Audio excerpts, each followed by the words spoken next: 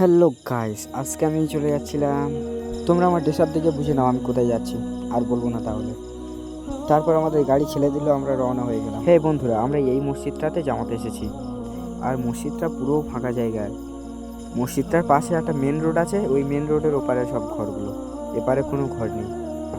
আমরা জামাতে গিয়ে প্রথমে গিয়ে সবাই উজু করে নিলাম, তারপরে মসজিদের ভেতরে চলে যাচ্ছি।